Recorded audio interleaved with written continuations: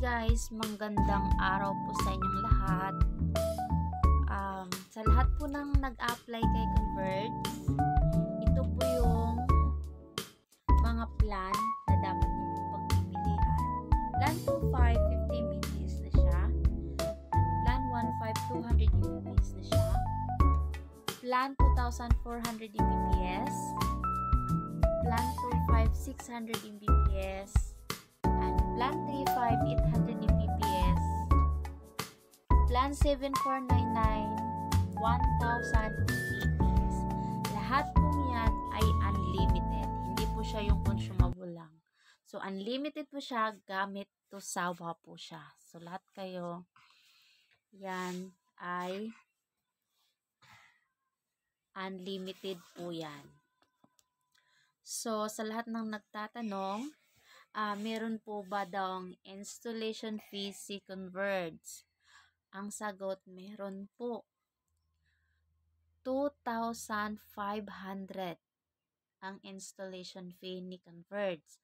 At meron po siyang 2 years lock-in. Ayan po. Yung iba,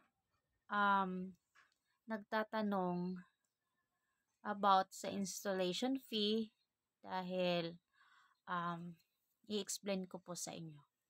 Ayan. Halimbawa po, ang Plan 15 ang napili nyo. Yan. Meron po tayong 1 month advance payment si Converge. So, halimbawa, meron po siyang installation fee na 2,500. So, pwede nyo po yung i-installment or staggered. Pwede ring one-time payment or outright. So, pag gawin nyo pong staggered, magiging 3,000 na yun si installation fee na 2,500. Dahil 125 per month for 24 months. So, i-times nyo po yun, 24 months times 125 is equals 3,000. So, kung gusto nyong walang tubo, pwede kayong mag-outright ng 2,500. One-time payment po siya. So, si Converge, meron siyang 1 month advance payment. Pero yung 1 month advance payment na yun po ay consumable for first month bill. So, yung kung sabi may nagtatanong naman, halimbawa po naka-advance payment kami. So, ibig sabihin, sa susunod na kami buwan magbabayad. Opo, pero may sinusunod na petsa. Meron po tayong mga billing of cycle na sinusunod si Converge. Kaya, hindi po pwedeng kung kailan tayo installed, yun din yung araw ng monthly billing natin. So, hindi po. So, halimbawa po ay installed kayo at activated kayo ng month of January 28. So, yung month of January hanggang 30 days lang yon. So, 1 hanggang 30 days lang. So, yung 28, 29, 30. 3 days lang yung prorated bill. Kasi nagtaka yung iba, bakit may na-receive silang amount na below 500. So, ibig sabihin nun, yun po ay prorated bill. Yun po ay araw lang na na-consume nyo po. So, installed kayo ng January 27 and active kayo. Doon po yun papatak ang billing. Once hindi pa kayo activated, hindi pa yun mag-start ang billing ni Converge. Merong iba installed na, nagagalit. Bakit? Nagbayad naman kami, ba't hindi pa po kami activated? Bakit ang tagal niyang pag-activate niyo po? Meron po kasing oras tayo for activation within 24 hours. Ayun, kailangan maghintay po kayo nun. So, kung halimbawa may problem sa system, mag-additional pa ng oras yun. Kasi minsan nag-error yung for activation. So, be patient na lang po. Ayun. Ayun, ipapaliwanag naman po yan kay agent. Bakit hindi po na-activate kaagad kasi merong iba nagra-rush dahil po needed na nila yung internet sa trabaho nila. Ayun. Yung Plan 15 na yon, paano magbibilang ng prorated bill. Yung plan 1.5 na yon, i-divide nyo lang ang January kung ilang araw yon.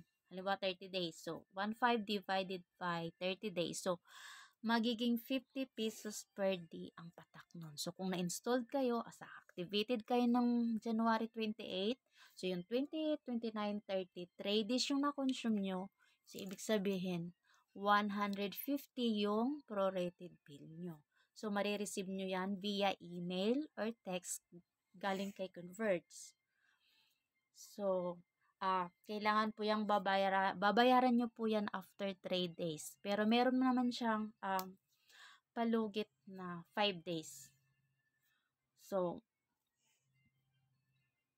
pero kailangan nyo talagang babayaran dahil po baka mamaya ma-disconnect kayo kahit naka-advance payment pa kayo.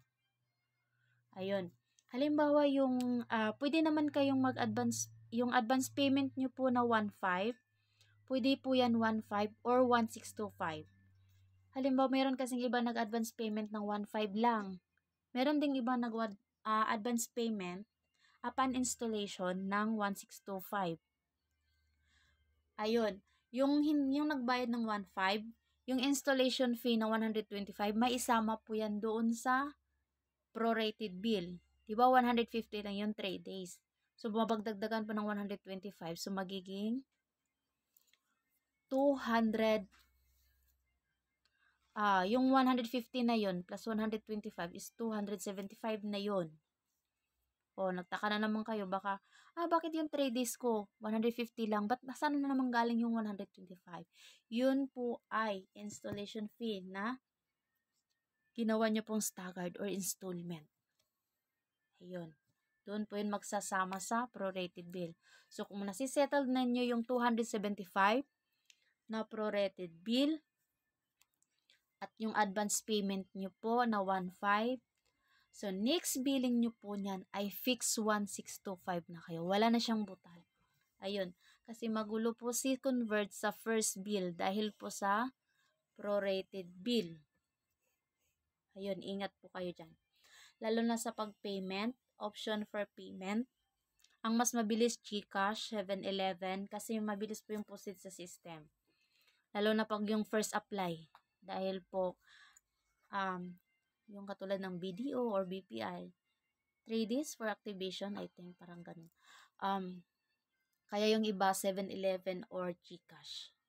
Within 24 hours, basta walang error ang system, activated po kayo kagad. Ayun. Ano pa, yung for payment pala, meron po akong option for payment. Sa next video ko po, i-explain ko po sa inyo. Pero, kailangan po kayong mag-ingat about sa payment, lalo na sa mga account number or sa mga bagong apply. Meron po kasing bagong apply na nagkakamali ng account number. Yung unang apply, canceled pala. Tapos, kina-cancel sa system, tapos meron namang account number na bago. Hindi na-inform ni agent yung new account number. Ang binayaran ni client yung canceled account number. Kaya, ang hirap mag-transfer ng account number sa new account. Kaya mag-ingat po tayo, lalo na po sa pag-payment ng account number. Sisiguraduhin nyo pong tama lahat. Walang isang number na magkakamali dahil po, ang hirap po magpapatransfer ng for payment. Dahil po abutan ng 1 linggo. Kailangan na maraming teachability si Converts about dyan. Kaya ingat po tayo lahat, lalo na sa mga account number. Ayun. Pwede kayo mag-payment via GCash, search Converts ICT, follow your full name, Gmail account, at saka yung amount na pagbabayaran, at saka yung account number. Kailangan tama. Ayun, thank you guys. Thank you for watching. Sana po may natutunan po tayo konti. Or may konting tips lang po na na-share ko sa inyo about dyan. So, pwede kayo mag-apply. 1 valid ID lang. Pag around Cavite, 1 front ID lang. Tapos, fill out lang kayo ng form via online process po. Mabilis po tayo. Ayun.